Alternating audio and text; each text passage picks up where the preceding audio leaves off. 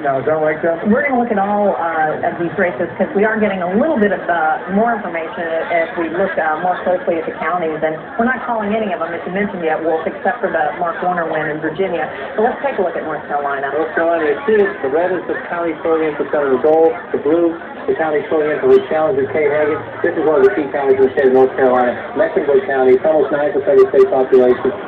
African-American population there, but also Campbell. The banking community, there's been a lot of trouble there because of the financial meltdown. Wachovia Bank, headquartered right there. A lot of economic issues there. Senator Dole is at the moment not performing as strongly as she needs to in Mecklenburg County. You come out here to the more Democratic counties, and Hagan running. These are early results. These counties, 72% out here. If the Democrat is winning out here, then the Democrats are in pretty good shape. But we'll watch the rest of these results as we come in. I want to go north to this. This race is a blowout, but I want to show something here. This is the state of Virginia. This was a Republican state not all that long ago. Look what Mark Warner is doing to former governor Jim Gilmore. Jim Gilmore is not a nobody candidate. He was a former governor of this state in the past decade, and this is a blowout. The Republican Party in the state of Virginia is going to be having a long talk with itself about what to do next. Bodes well for Obama in Virginia. Certainly does. Certainly does. Now, Warner has his own personal popularity because Mark Warner left as such a popular governor, but the Republican Party of Virginia has a long, many months ahead trying to figure out what happened there. This is New Hampshire, Campbell. 10% of the vote in. Gene Shaheen, the former governor there. This is another way to battle of heavyweights among Senate candidates. The former governor against an incumbent senator who is the son of a former governor and the former White House chief of staff. This looks kind of bleak. You say there's not much voting, but most of the people live here. And actually, most of them live even further south. Concord, the capital, most of them live here. Let's stretch this out a little bit and look.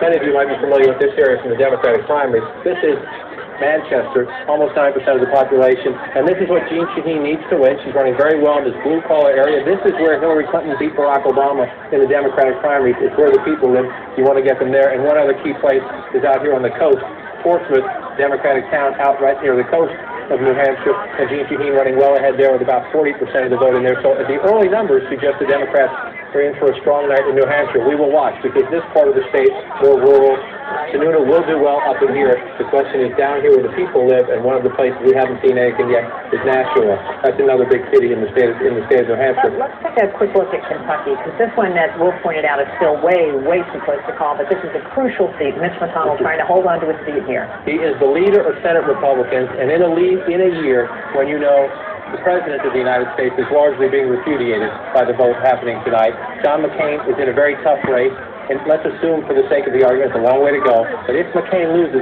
who is the leader of the Republican Party? Well, Mitch McConnell, the Senate leader, is one of the highest-ranking Republicans in the country right now, and as you can see, he is in quite a race here. Let me erase this so you can see the numbers more clearly.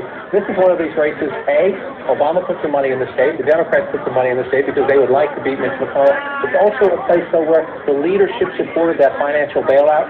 That was the thing the leadership had to do, but some voters didn't like it. In many places, you do see a bit of a backlash for people wanting to blame somebody for what has happened to their 401ks and everything else, and the uncertainty in the banking community, the uncertainty in the economy. If you're an incumbent, especially a Republican incumbent on the ballot who supported that, you're having a tougher race. And this is an interesting map when you look at it filling in. The Democrat is doing well where he needs to. Out here, when you start getting out into these rural counties, Democrats putting up some respectable numbers. We're going to be watching this one for a while. Mitch McConnell, the Senate Republican leader. If he were to lose tonight, then we would have a Democratic wave. All right.